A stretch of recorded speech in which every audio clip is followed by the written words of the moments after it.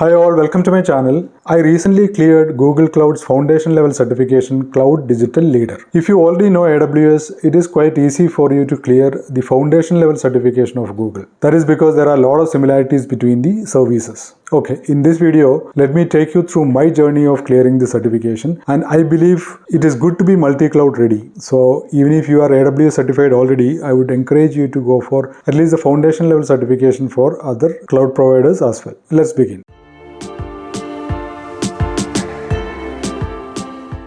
So how do we go about preparing for Google Cloud Digital Leader certification? As a first step, what you can do is you can go through the video-based training provided by GCP. I'll provide you this link as part of video description. Let me go there first. So this is Cloud Digital Leader certification page, and you can see some quick links here. Train for the exam, review sample questions. These are the official sample questions, view exam guide, etc. So I'm talking about this, train for the exam. If you click on this, you have the learning path here, 6 activities. You can click on start learning path. There are multiple training sessions, multiple courses which will actually prepare you for your certification. So don't spend much time on this one. Spend maybe a couple of days for the initial preparation. You don't need to understand each and every point mentioned in the training. Even if you are able to get only 30 to 40% of the things spoken in that training, that is fine. You can do your further learning in the next steps. What are the next steps? First of all, after you go through this video-based training, you should actually create your notes. That is very useful. You can take a Word document and add the key points which you have learned. Then you have to buy a practice test set. In Udemy, there are multiple practice tests, and in each of those practice tests, there are multiple sets. So you can buy one of those practice test set. I will tell you later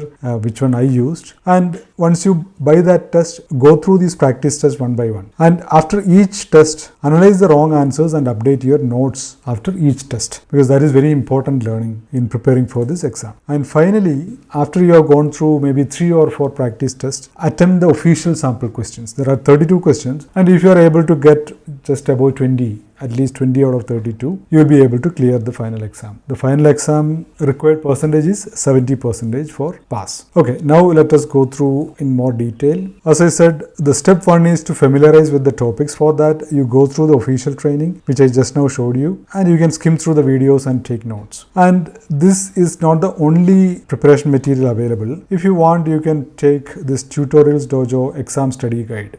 So Google Cloud cheat sheets. So you can go through this one. This is free, and this is by a third party, not by GCP. So you can go through this. This is also useful. You don't need to use both the official training material and this one. You can choose any of them. Also, you have other courses in Udemy. I'm not going there, but you can go to Udemy and search and find out which are the courses available for Google Cloud Digital Leader, and you will get a few. You can choose from that. But what I would say is you don't need to buy course from Udemy. You can buy practice tests from Udemy, but course you don't need to buy. You can go through this Tutorials Dojo, or you can go through the official training material. So that is the first step. Maybe the first 2 days you can complete this one. Yeah, this is what I'm mentioning here. Keep the initial preparation short and go through any one material, and don't spend more than 2-3 days. Then you have to get into practice test, Udemy practice test. This is what I used, Andre Locono. You can search for that and you will get it. There are 6 practice tests, and I took 4, and it was sufficient, and it was very similar to the official questions which I got in the final exam. And then official practice test. So official practice test, you can see that it is a Google form, page 1 of 32. There are some 32 questions. You can go through that and ensure that you are getting at least 20 out of 32. Okay. So I thought I will give you the scores which I got in my practice test, so that you can also compare what you are getting. And it is much easier compared to AWS Cloud Practitioner exam. That's what I felt. Okay, Udemy practice test 1, I got 70%. Second one, I improved 78%. Third one, again, I improved 84%. And fourth one, I got 90%. And fifth one was the official practice test. I got only 80%. So this was my practice test scores. And on the exam day, all 50 questions were straightforward questions. You will get 90 minutes, but you don't need 90 minutes. Half an hour is more than enough to complete this exam. No questions were lengthy. Everything was straightforward, short questions. I completed my first pass in 26 minutes. Remember, you have 90 minutes available, but I took only 26 minutes. And then in that, 6 questions were flagged because I had doubt about the answers. And then after this 26 minutes, I took another 6 minutes for completing the review. So by 32 minutes, my exam was done. So to prepare give yourself 2 weeks to prepare. If you are already familiar with AWS, I would say that 1 week is more than enough. I took only 1 week, but even if you are not familiar with AWS, you can clear this exam in 2 weeks time. Ensure that you are spending 2 hours per day. And when you are going through the questions, look for keywords in the question such as cost effective, no infrastructure management involved, no management overhead, solution with least effort, etc., which will actually point you to the correct answer, because you may be able to create an application using multiple services. But when it says no infra management, it will actually point you to the serverless solution, Google Cloud Function, for example. Okay, so you need to be on the lookout for the keywords in the question.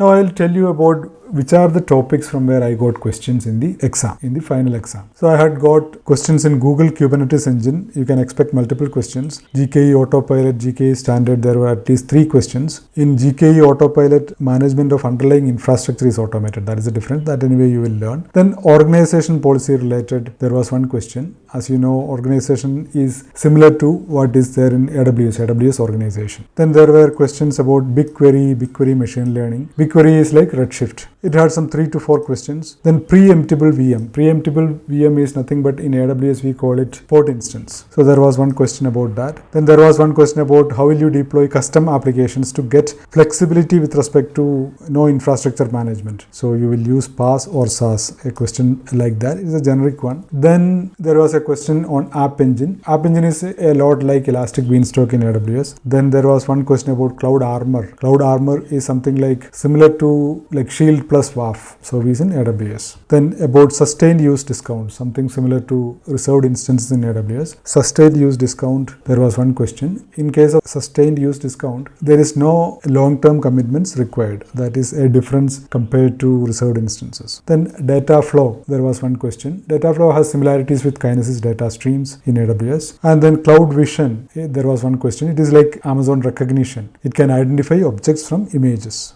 Then compliance report storage, there was 1 question. Compliance report storage is similar to AWS artifacts. And premium support, there was 1 question related to dedicated technical account manager. So basically there are 4 different support categories: basic, standard, enhanced and premium. We need to be clear about what are the new facilities which comes with premium, what are the new features comes with enhanced support, etc. Then Google Cloud VMware Engine, there was 1 question. Security in cloud, in AWS we always talk about security in cloud and security of the cloud, the shared responsibility between AWS and the customer, right? Similar to that, in GCP also similar concept is there, and the sharing of responsibilities. So related to that, there was 2-3 questions. Then Cloud Natural Language API, there was 1 question. This is similar to Amazon Comprehend. Then Security Command Center, there was 1 question. It is similar to Amazon Guard Duty and Amazon Inspector. Then APIs, this is a generic question. There was 1 question. Then TensorFlow TPU, there was 1 question. TensorFlow, as you know, it is open source AI framework. So there was 1 question on that. Then SRE principles, Site Reliability Engineering or Service Reliability Engineering related. SRE principles related, there was 1 question. Then APG related. APG is similar to AWS API Gateway. So related to that, there was 1 question. Then machine learning related AutoML, there were 2-3 questions. AutoML is, it actually helps in automatically building and deploying ML models. Then billing threshold related, there was 1 question. This is similar to AWS billing thresholds. Then hybrid cloud, there was 1 question. Again, this is a generic question. Cloud Spanner, Cloud Run, etc. These actually appeared as answer choices. Okay, that's it about Google Cloud Digital Leader preparation. This is a very easy exam. And if you are familiar with AWS services, definitely you will be able to clear it within 1 week. And